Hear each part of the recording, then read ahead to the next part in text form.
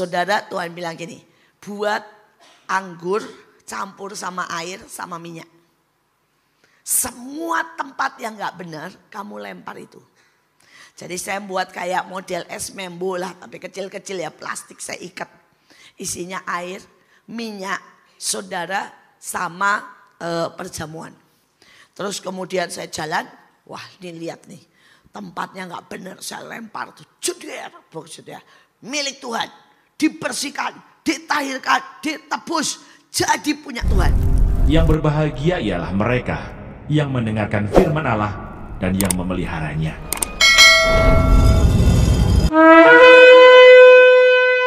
Kita kalau mau keluar dari dunia, jangan pakai cara dunia.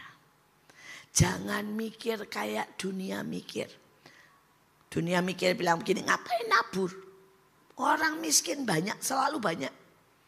Yang penting buat kita, salah. Alkitab berkata menabur. Untuk orang miskin itu memiutangi Tuhan. Dapat bunganya 1000 kali ganda. Saya ini ngalamin. Mari keluar dari semua cara dunia. Mari mulai ikuti cara Tuhan.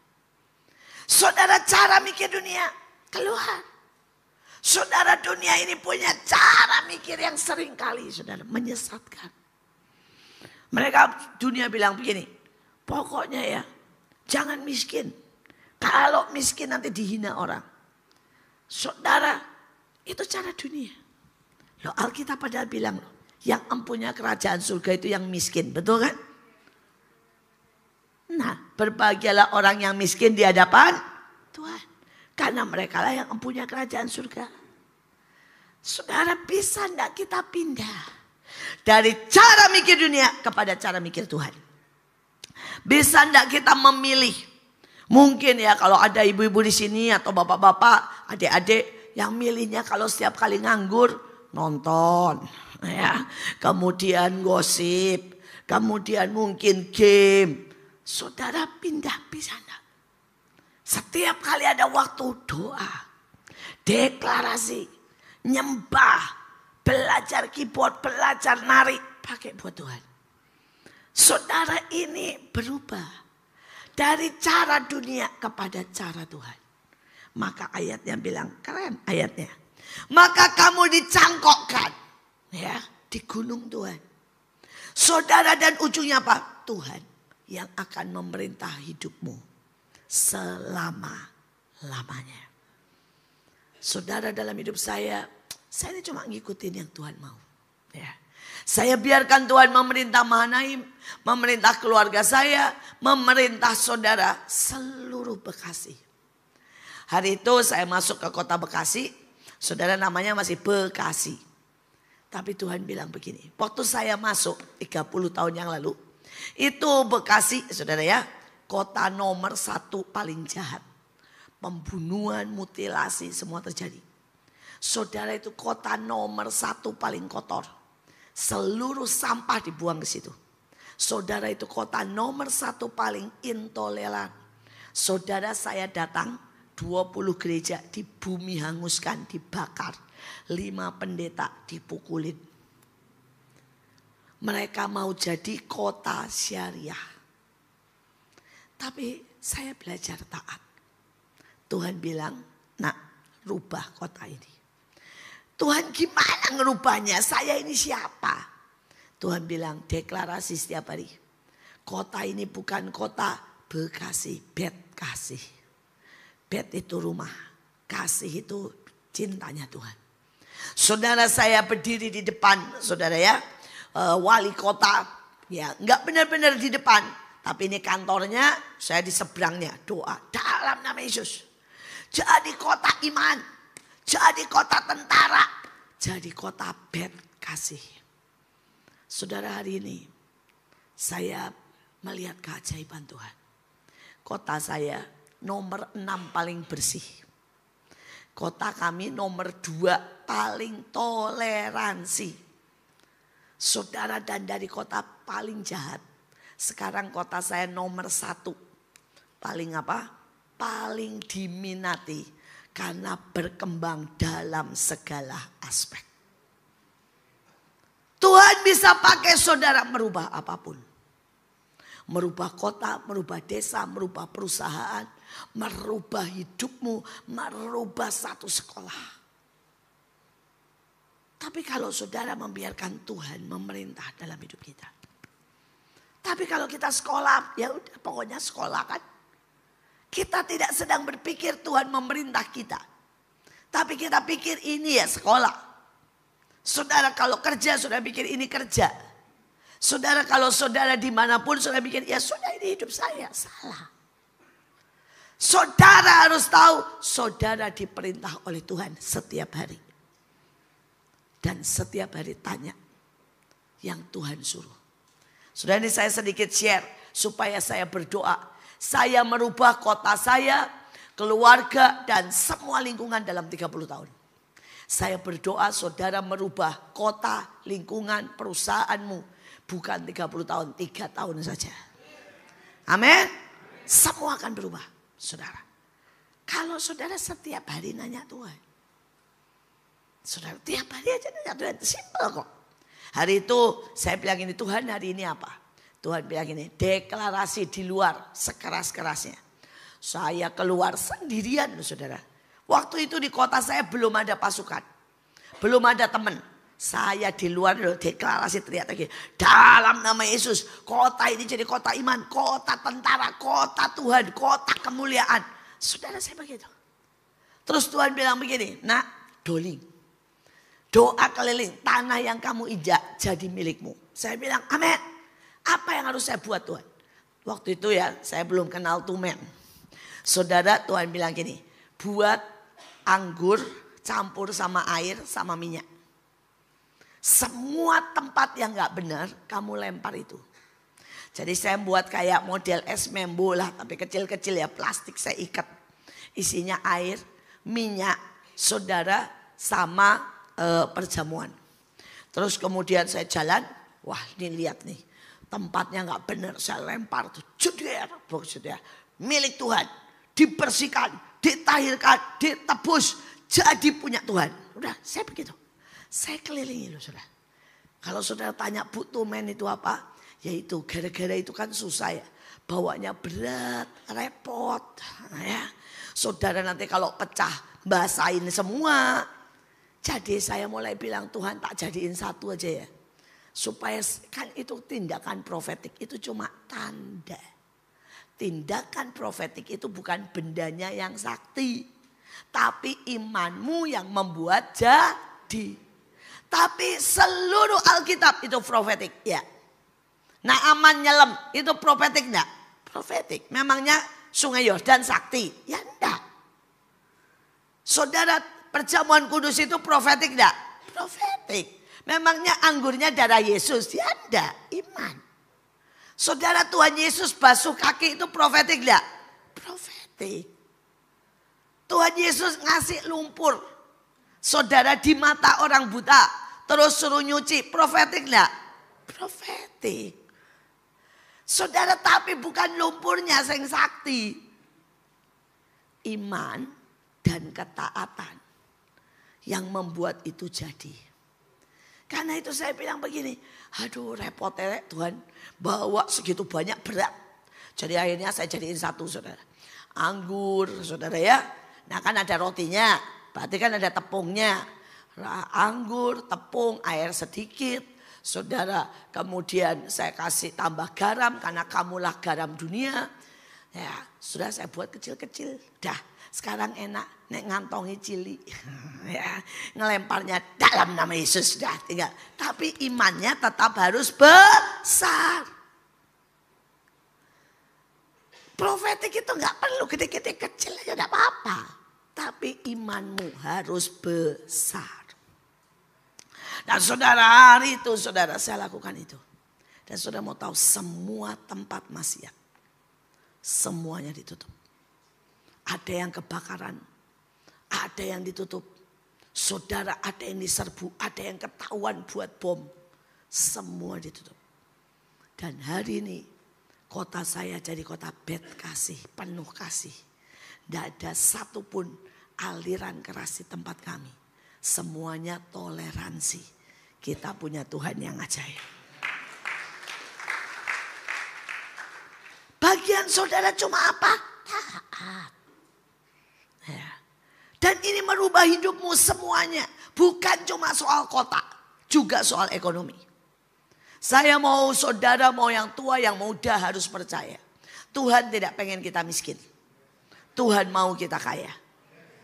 Dan selalu ada jalan. Ya, bagianmu percaya. Bagianmu tanya apa yang harus saya buat.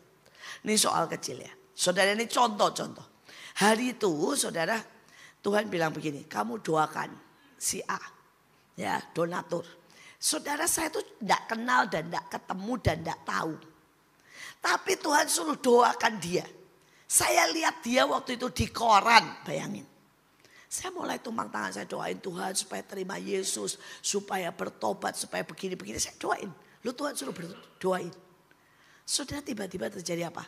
Orang itu benar-benar bertobat, saudara. Dan waktu bertobat, dia bisa ketemu kaset khotbah saya. Dan dia suka. Dan dia jadi donatur Mahanaim. Loh, bayangin. Kok bisa? Loh, kalau saya tidak doain, saya tidak punya andil dalam pertobatannya. Tapi karena saya doain, saya punya andil dalam pertobatannya. Dan karena itu Tuhan gerakkan dia. Dan Tuhan berkati kami. Loh, ini cara kerja kerajaan Allah. Jadi kalau saudara disuruh doain siapapun, doain aja. Saudara andil. Tapi banyak orang tidak mau doain, tapi mau dapat berkat. Ya tidak bisa. Siapa tidak menabur tidak akan menuai. Contoh yang lain. Buat saya sampai saya bilang ini. Hari itu saudara ya, saya itu masih muda.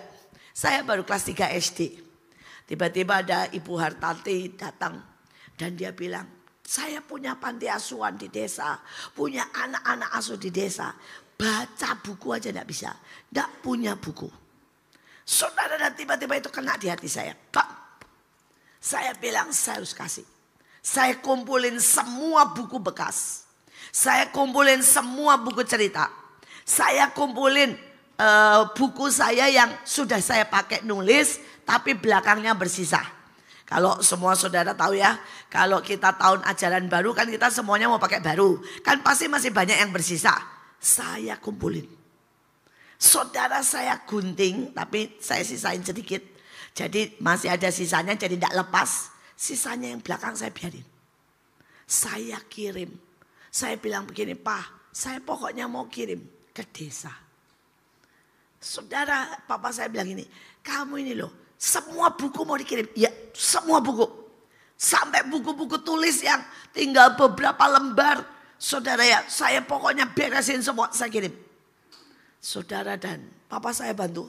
Kirim semua ke desa. Wah, Bu Mary-nya senang. Dibagikan benar-benar ke anak-anak. Mereka dapat buku tulis. Saudara dan saya tidak tahu.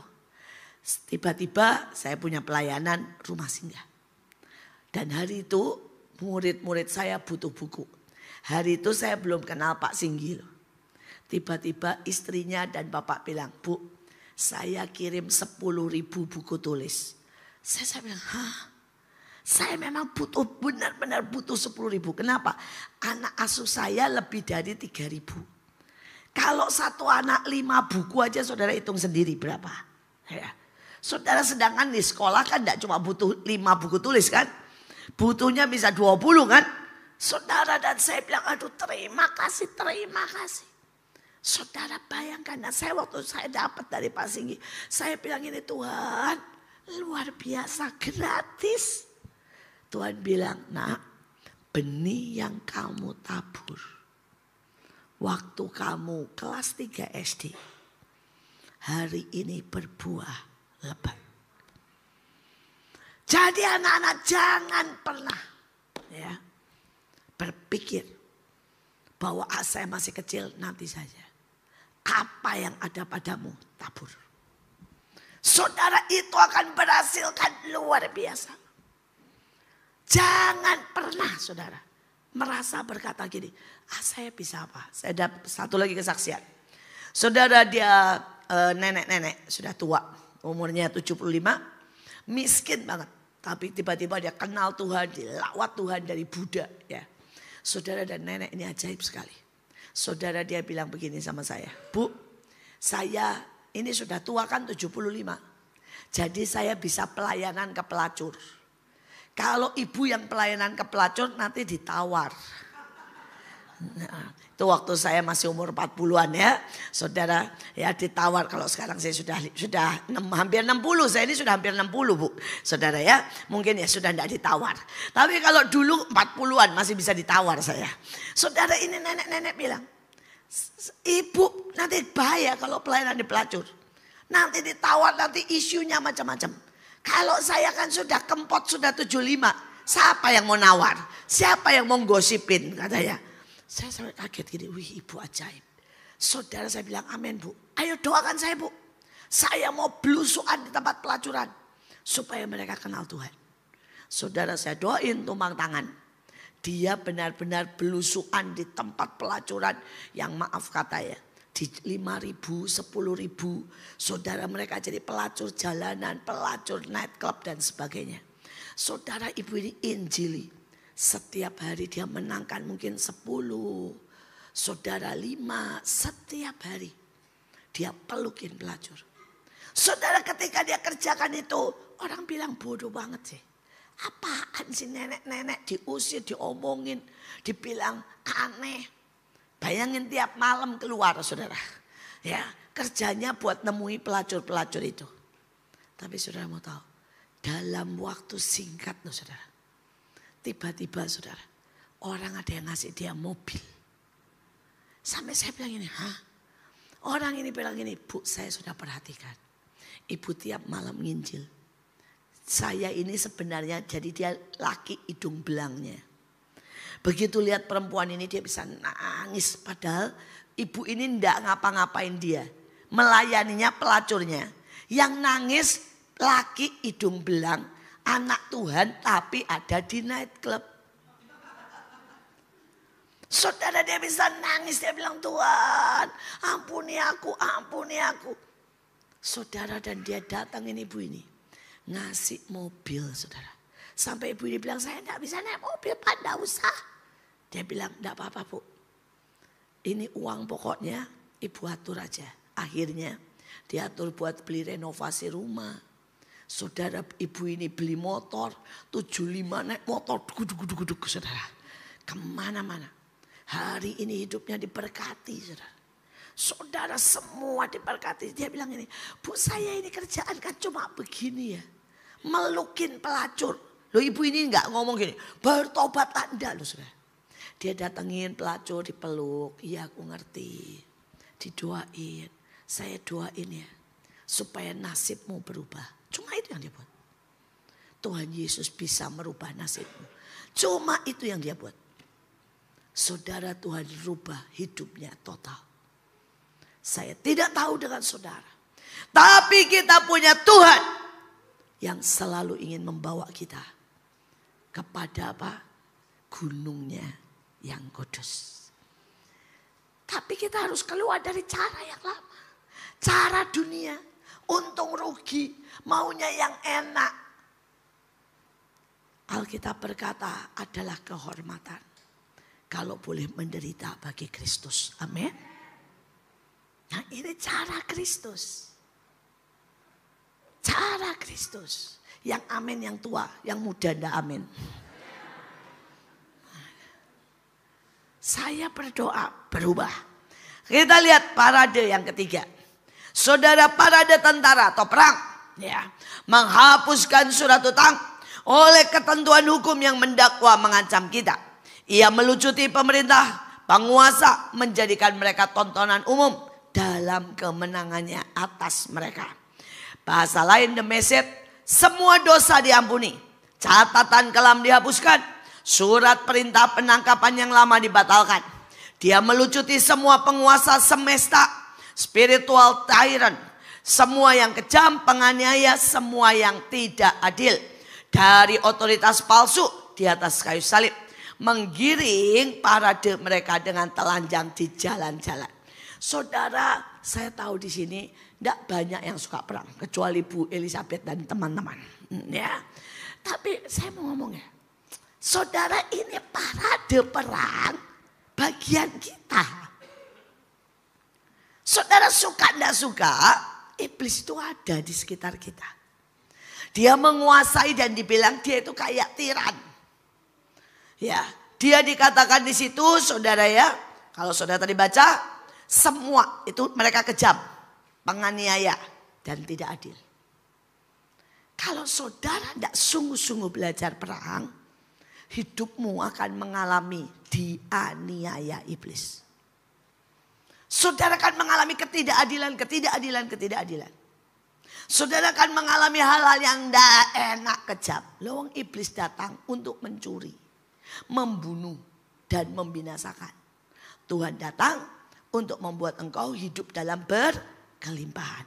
Jadi ada dua sisi loh saudara ya. Selama kita hidup ada sisi iblis. Yang dia datang untuk apa? Mencuri. Mencuri damai, mencuri kesehatan, mencuri uang, mencuri keluarga, mencuri. Membunuh dan membinasakan. Membuat kita masuk ke neraka. Membunuh itu badan kita yang mati. Tapi binasa itu masuk neraka. Saudara, Tuhan datang untuk memberimu hidup, berkelimpahan dan bahagia. Tapi saudara mesti perang. Saudara tidak bisa tinggal di setengah gini. Diem aja pasrah. Saudara, mereka yang diam di pasrah, mereka yang paling menderita. Saudara, kalau saudara baca atau lihat film perang, saya suka lihat film perang. Hari itu nasi mulai saudara koar-koar. Ya, begitu mulai koar-koar, semua yang diam, baik rakyat Jerman atau Yahudi, habis. Yang Yahudi masuk camp, yang Jerman karena mereka perang miskin sampai nggak bisa makan. Dan ujungnya mereka semua mati karena kesalahan Hitler. Tapi yang mereka begitu dengar sekali nih Hitler koar-koar. Yahudi yang langsung lari atau langsung perang. Saudara, hidup mereka berubah. Salah satunya Einstein.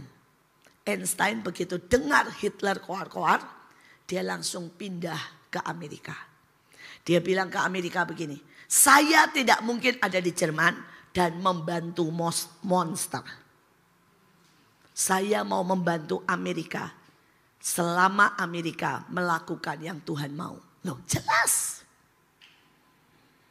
Saudara, dia orang Yahudi.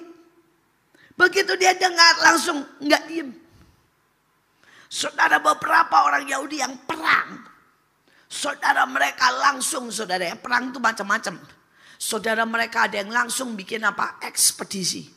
Semua barang mereka dikeluarkan. Mereka mengeluarkan juga ratusan ribuan orang Yahudi. Selamat. Tapi semua rakyat Jerman dan orang Yahudi yang apa? Diam. Ini diam yang berbeda sama yang di awal ya. Pasif. Saudara, ini bukan menyerah. Tetapi saudara sudah tidak ada. Sudah mati rasa terserah. Ini masalah saudara. Mereka semua habis. Dalam hidup saya selalu dengarkan Tuhan. Itu nomor satu. Tetapi perang itu juga sudah jadi kebiasaan. Saudara, setiap kali saya masuk satu daerah dalam nama Yesus, langsung saya semprot tumen, langsung dalam nama Yesus yang bukan dari Tuhan, semua kuasa, semua yang bukan dari Tuhan, semua saya patahkan. Kenapa? Sudah jadi ini loh habit. Saya bilang saya tidak mau tidur sama musuh, sleep with enemy. Kalau saudara masuk kota, masuk hotel, saudara ya, dan saudara tidak bersih-bersih, saudara tidur sama musuh.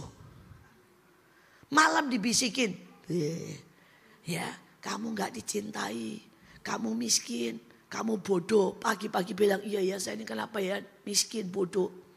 Nanti tiba-tiba saudara pagi-pagi bangun sakit kepala. Tiba-tiba pagi bangun, badan semua sakit. Pernah begitu? Kenapa? Tidur sama musuh. Tapi kalau saudara setiap malam bersih-bersih dulu. Terus saya bilang, saya tidur dengan engkau Tuhan. Cerita tentang yang ajaib. Saudara tidur sama Tuhan. Bangun segar. Bangun rasanya. Wah saudara ya. Dapat wahyu, dapat hikmat. Saudara, saya mengalami yang namanya peperangan itu keren banget saudara ya. Hari itu saudara, kota saya itu saudara sangat-sangat anti Kristen. Sampai dia bilang begini, saya tidak akan tanda tangan saudara untuk izin sekolah Kristen. Bayangin, tidak mau.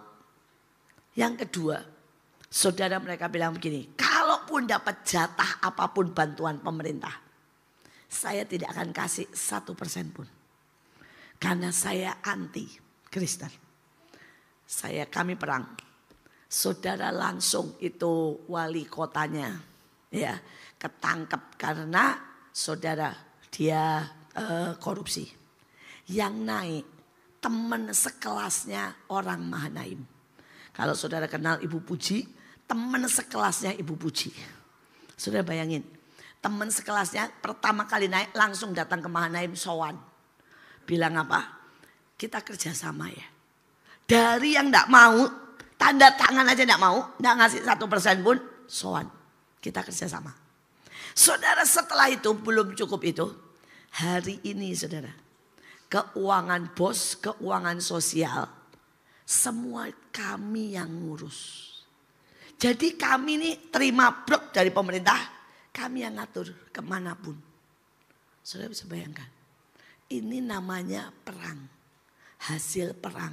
Pembalikan keadaan. Saudara orang bilang 1% pun tidak akan dikasih. Sekarang kami yang ngatur, kami yang bikin pembukuan.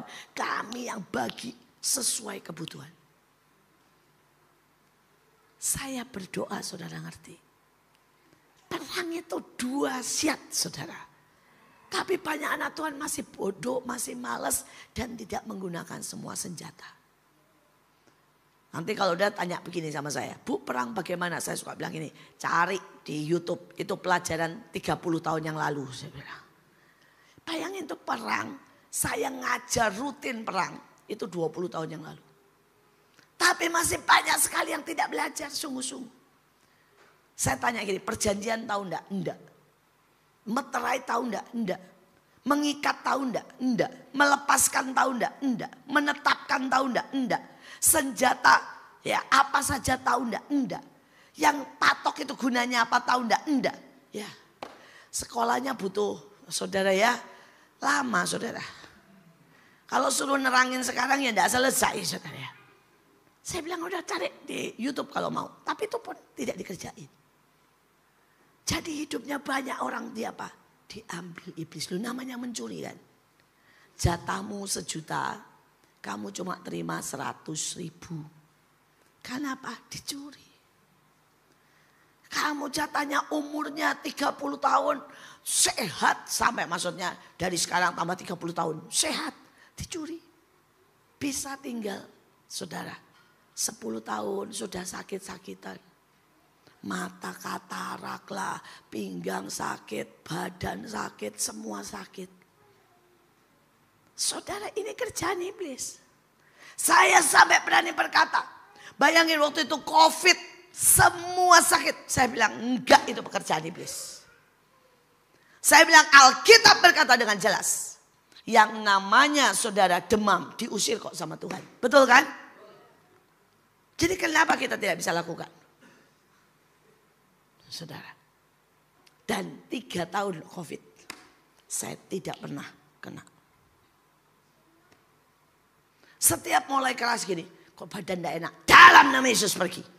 Tidak bisa menyentuh saya. Kalau kamu berani menyentuh saya. Kami ikat buang ke black hole. Dan saya mulai. Oh saya tumen semuanya lah. Saudara ya saya ucapkan firman deklarasi. Gak ada yang sakit. Selama 3 tahun. Mahanaim kerjasama dengan pemerintah menyembuhkan itu nama demi nama 25.000 orang. Itu yang khusus pandemik ya, khusus COVID. Dan banyak orang tidak percaya. Banyak orang berkata nggak bisa, itu virus mengerikan. Saudara mau tahu hari ini di Amerika, saudara yang namanya Fauci itu yang membuat saudara harus pakai masker. Saudara harus jaraknya harus sekitar. Saudara mau tahu dia sedang ada dalam apa? Pengadilan internasional. Karena COVID dianggap apa? Penipuan massal. Saudara, pemerintah Jepang sudah minta maaf. Pemerintah Jepang, saudara baca, minta maaf apa? Kami minta maaf memaksa vaksin.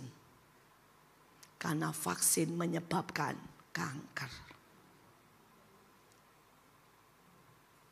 Tapi anak Tuhan lebih percaya dunia daripada surga.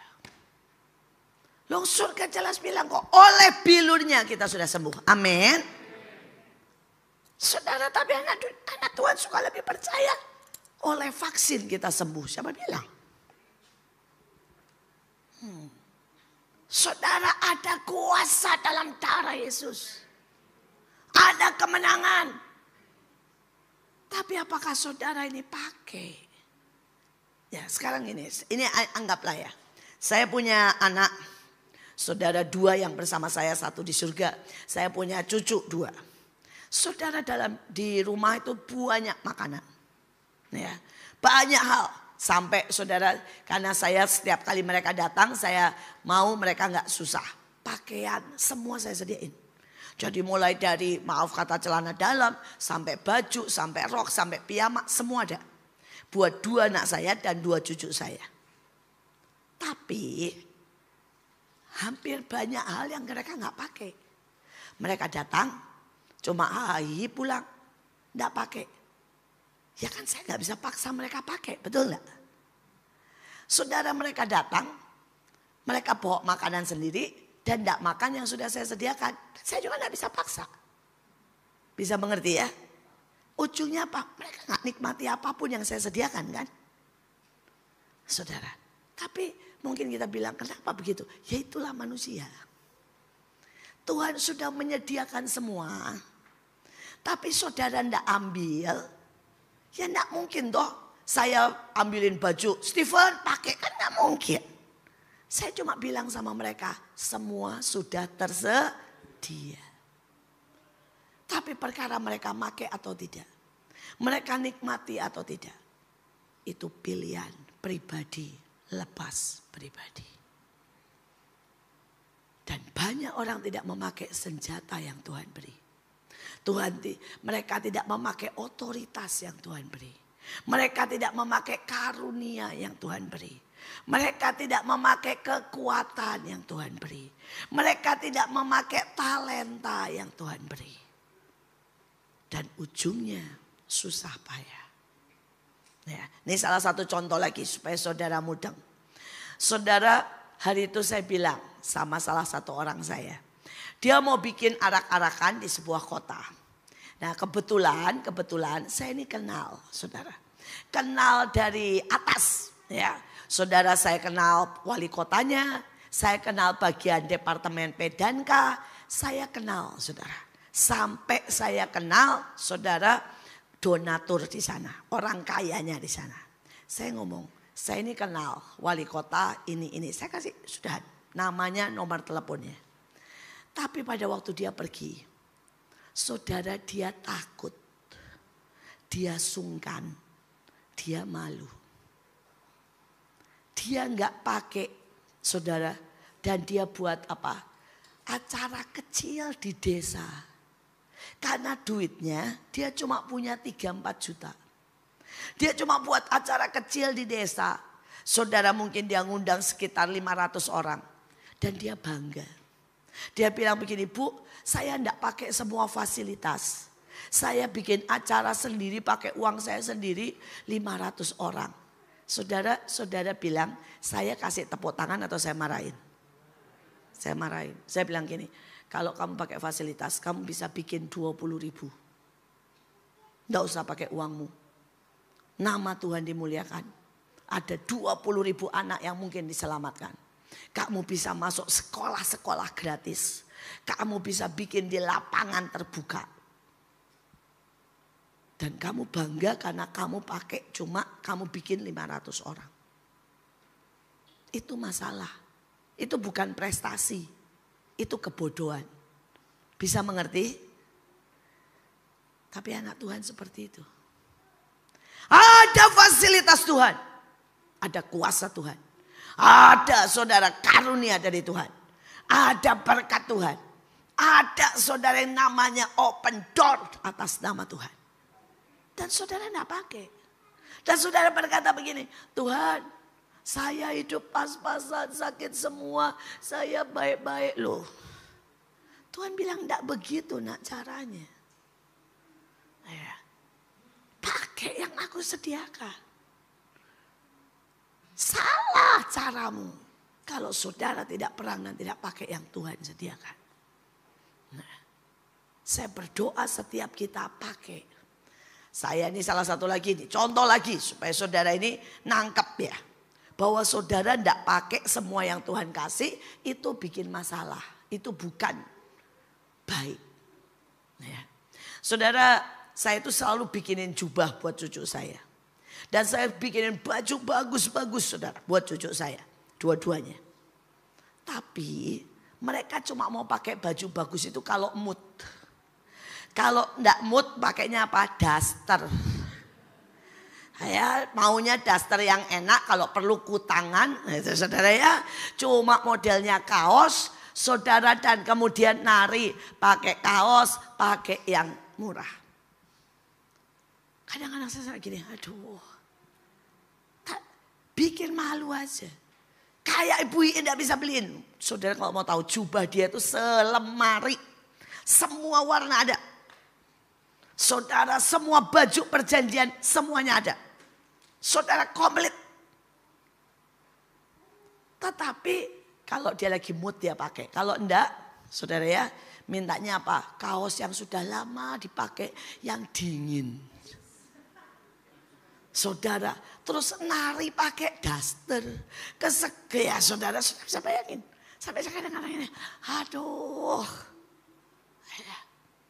Tapi itu anak-anak Tuhan.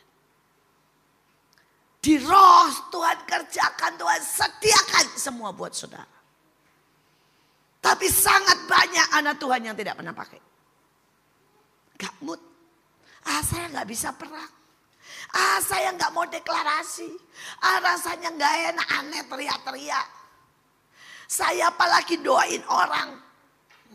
Saya gak pede. Dan ujungnya hidup saudara sangat menderita. Saudara tidak bikin bangga Tuhan loh dengan itu. Saudara bikin malu Tuhan kayak cucu saya. Saudara ya nari pakai kaos oblong. Pakai saudara ya daster. Itu bukan bikin malu, bukan bikin bangga. Saudara bisa mengerti? Saya berharap setiap kita pulang. Semua pakai otoritas. Saudara mau muda, kecil, tua. Saudara pakai otoritas yang Tuhan kasih. Belajar perang. Pakai kuasa. Pakai berkatmu. Ambil. Saudara bilang ini, Bu saya tidak tahu caranya. Buka cari tuh YouTube saya yang lama. Yang 2 tahun, 5 tahun, 10 tahun yang lalu. Bagaimana peperangan. Belajar. Saudara akan tiba-tiba hidupmu sangat berbeda. Dan saudara akan lihat tadi. Kita akan punya kelegaan dari musuh-musuh kita. Kita akan jadi orang yang diberkati. Dan menjadi seorang pemenang. Amin. Saya tutup dengan terakhir orkestra penyembahan. Lalu Yosafat memimpin semua orang Yehuda. Yerusalem kembali ke Yerusalem dengan pawai yang meriah. Parade yang bergairah. Tuhan telah memberi mereka kelegaan yang penuh sukacita dari musuh-musuh mereka. Saudara, saya mau berkata ada kuasa dari penyembahan. Nah ya, saudara, tetapi penyembahan itu bukan berarti cuma lagu loh. Penyembahan itu waktu saudara benar-benar dengan iman pegang yang namanya darah Yesus. Kuasanya, hadiratnya masuk, ada direndam di hadirat Tuhan. Saudara, kan tiba-tiba engkau akan menikmati semua yang ajaib. Semua yang ajaib. Saudara, Yosafat tadi itu dikepung musuh. Tuhan bilang gini, udah gak usah repot, gak usah takut, gak usah pusing. Nyembah. Saudara, dan dia buat penyembahan keren. Semua bawa alat musik. Lu ini mau perang, tapi nyembah. Semua imam suruh parade. Saudara, dia berkata, kami percaya kepada nabi-nabinya. Saudara, tiba-tiba semua musuh dibunuh. Dan harta yang mereka jarah, Alkitab berkata 7 hari ngambilin berkat. Enggak selesai. Saudara bisa bayangin enggak? Mereka ini dikepung mau dihabisin. Tapi mereka enggak usah ngapa-ngapain, cuma nyembah. Saudara, tiba-tiba, saudara ya, mereka nyembah enggak diem di rumah ya. Nyembah, dan banyak orang bilang, Tuhan yang berperang kita diem aja. Terus diemnya benar-benar diem, ngawur. Itu kalimatnya Yosafat. Tapi hari itu dia parade loh saudara. Jualan pakai full musik, full banner, pakai full saudara shofar. Saudara, dia deklarasi, nyanyi. Dan Tuhan membunuh ribuan, ratusan ribu musuh. Dan Tuhan bilang apa? 7 hari jarah. Ngambil emas, ngambil harta, ngambil kuda, ngambil sapi, ngambil apapun. 7 hari seluruh rakyat tidak habis. Saudara bisa bayangkan. Kami ini hari-hari ini ya sedang dilimpahi, tapi kami butuh orang. Saudara bayangkan, kami itu ditawari 10 sekolah.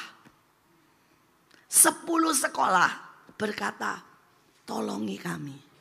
Kami sudah tidak tahan, kami bangkrut. Kalau Mahanai mau, tolong take over. Ya, 10 sekolah. Sampai saya bilang, aduh Tuhan, enggak, belum ada orangnya. Saudara, kami ditawarin berapa? 4 mall. Saudara, yang kami ambil tuh tidak 1 mall pun tidak ya. Saudara, karena waktu kami ditawarin 4 mall, Joshua itu cuma berani ngambil apa? Tempat parkir. Ya, yang kemarin pergi ke GWR, saudara ya. Itu bukan mallnya ya Bapak Ibu. Yang Joshua ambil cuma tempat parkir. 1 lantai. Dirubah jadi gedung sama dia. Dia bilang, Mah aku, ini yang Joshua aja lah. Dia bilang ini, Mah aku gak punya iman suruh megang mall. Aku tak megang 1 parkir aja. Tapi kita ditawarinya berapa? 4 mall. Tapi saudara jangan bilang gini ya, bisa. Wih, seenaknya. Parkir aja buat biaya kebersihan, listrik. Sebulan 50 juta. Itu cuma parkir loh saudara ya. Jadi kalau saudara tidak melatih diri untuk jadi besar. Pakai hikmat Tuhan. Kerja keras. Pada waktu berkat itu datang, saudara tidak bisa ngapa-ngapain. Saudara tidak bisa ngapa-ngapain. Nah, saya berdoa, siapkan dirimu. Karena Tuhan ingin memberkati kita. Tapi apakah kita dianggap layak dan sanggup? Kitab Wahyu. Wahyu kepada Yohanes. Wahyu pasal 1. Judul: Inilah wahyu Yesus Kristus yang dikaruniakan Allah kepadanya, supaya ditunjukkannya kepada hamba-hambanya apa yang harus segera terjadi. Dan oleh malaikatnya yang diutusnya, ia telah menyatakannya kepada hambanya Yohanes. Yohanes telah bersaksi tentang firman Allah dan tentang kesaksian yang diberikan oleh Yesus Kristus, yaitu segala sesuatu yang telah dilihatnya. Berbahagialah ia yang membacakan dan mereka yang mendengarkan kata-kata nubuat ini dan yang menuruti apa yang ada tertulis di dalamnya, sebab waktunya sudah dekat. Salam kepada ketujuh jemaat. Dari Yohanes kepada ketujuh jemaat yang di Asia Kecil, kasih karunia dan damai sejahtera menyertai kamu dari Dia yang ada dan yang sudah ada dan yang akan datang, dan dari ketujuh roh yang ada di hadapan tahtanya, dan dari Yesus Kristus, saksi yang setia, yang pertama bangkit dari antara orang mati, dan yang berkuasa atas raja-raja bumi ini. Bagi Dia yang mengasihi kita dan yang telah melepaskan kita dari dosa kita oleh darahnya, dan yang telah membuat kita menjadi suatu kerajaan, menjadi imam-imam bagi Allah Bapanya. Bagi Dialah kemuliaan dan kuasa sampai selama-lamanya. Amin. Lihatlah, Ia datang dengan awan-awan, dan setiap mata akan melihat Dia, juga mereka yang telah menikam Dia. Dan semua bangsa di bumi akan meratapi Dia. Ya, amin. Aku adalah Alfa dan Omega, firman Tuhan Allah, yang ada dan yang sudah ada dan yang akan datang, yang Maha Kuasa. Penglihatan Yohanes di Patmos. Aku, Yohanes, saudara dan sekutumu dalam kesusahan, dalam kerajaan, dan dalam ketekunan menantikan Yesus, berada di pulau yang bernama Patmos oleh karena firman Allah dan kesaksian yang diberikan oleh Yesus. Pada hari Tuhan, aku dikuasai oleh Roh, dan aku mendengar dari belakangku suatu suara yang nyaring, seperti bunyi sangkakala. Katanya, "Apa yang engkau lihat, tuliskanlah di dalam sebuah kitab, dan kirimkanlah kepada ketujuh jemaat ini, ke Efesus, ke Smyrna, ke Pergamus, ke Tiatira, ke Sardis, ke Philadelphia, dan ke Laodikia." Lalu aku berpaling untuk melihat suara yang berbicara kepadaku. Dan setelah aku berpaling, tampaklah kepadaku 7 kaki dian dari emas. Dan di tengah-tengah kaki dian itu, ada seorang serupa anak manusia, berpakaian jubah yang panjangnya sampai di kaki, dan dadanya berlilitkan ikat pinggang dari emas. Kepala dan rambutnya putih bagaikan bulu yang putih metah, dan matanya bagaikan nyala api, dan kakinya mengkilap bagaikan tembaga membara di dalam perapian.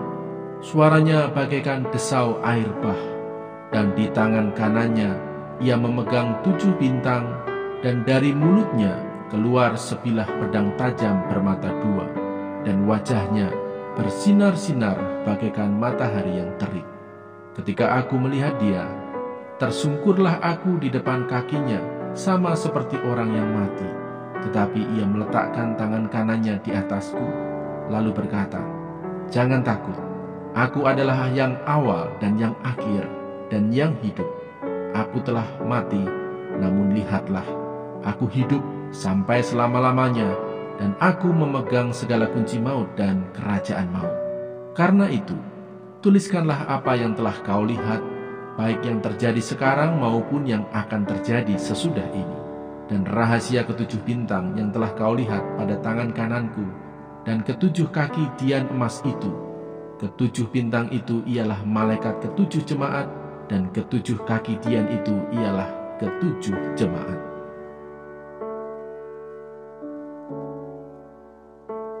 Wahyu pasal 2. Kepada jemaat di Efesus. Tuliskanlah kepada malaikat jemaat di Efesus, inilah firman dari Dia yang memegang ketujuh bintang itu di tangan kanannya dan berjalan di antara ketujuh kaki tian emas itu. Aku tahu segala pekerjaanmu, baik jerih payahmu maupun ketekunanmu. Aku tahu bahwa engkau tidak dapat sabar terhadap orang-orang jahat, bahwa engkau telah mencobai mereka yang menyebut dirinya rasul, tetapi yang sebenarnya tidak demikian, bahwa engkau telah mendapati mereka pendusta, dan engkau tetap sabar dan menderita oleh karena namaku, dan engkau tidak mengenal lelah. Namun demikian, aku mencela engkau, karena engkau telah meninggalkan kasih-Mu yang semula. Sebab itu ingatlah betapa dalamnya engkau telah jatuh.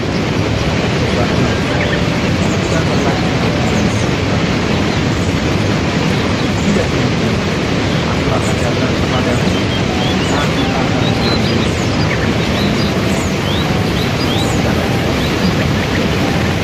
tetapi ini yang saya katakan, yaitu engkau mengikuti segala perbuatan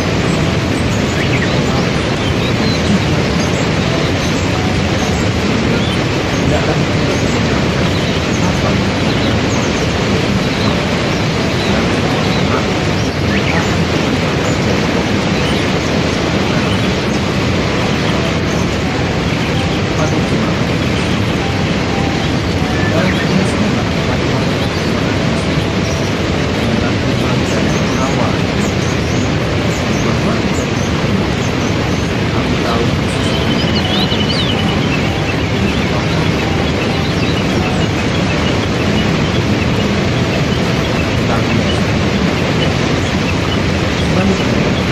jemaah iblis.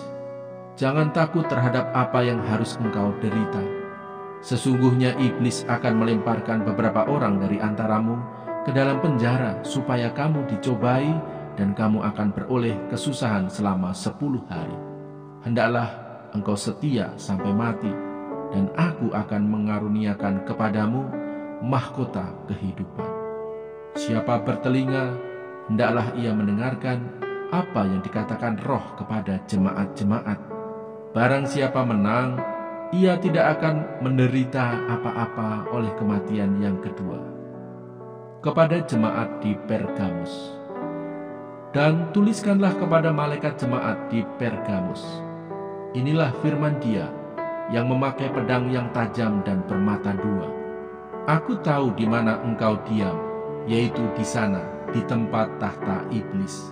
Dan engkau berpegang kepada namaku, dan engkau tidak menyangkal imanmu kepadaku, juga tidak pada zaman Antipas, saksiku yang setia kepadaku, yang dibunuh di hadapan kamu, di mana iblis diam. Tetapi aku mempunyai beberapa keberatan terhadap engkau. Di antaramu ada beberapa orang yang menganut ajaran Bileam, yang memberi nasihat kepada Balak untuk menyesatkan orang Israel, supaya mereka makan persembahan berhala dan berbuat zina. Demikian juga ada padamu orang-orang yang berpegang kepada ajaran pengikut Nikolaus. Sebab itu, bertobatlah. Jika tidak demikian, aku akan segera datang kepadamu, dan aku akan memerangi mereka dengan pedang yang di mulutku ini. Siapa bertelinga, hendaklah ia mendengarkan apa yang dikatakan Roh kepada jemaat-jemaat. Barang siapa menang, kepadanya akan kuberikan dari mana yang tersembunyi, dan aku akan mengaruniakan kepadanya batu putih yang di atasnya tertulis nama baru yang tidak diketahui oleh siapapun selain oleh yang menerimanya. Kepada jemaat di Tiatira. Dan tuliskanlah kepada malaikat jemaat di Tiatira. Inilah firman Anak Allah, yang matanya bagaikan nyala api dan kakinya bagaikan tembaga.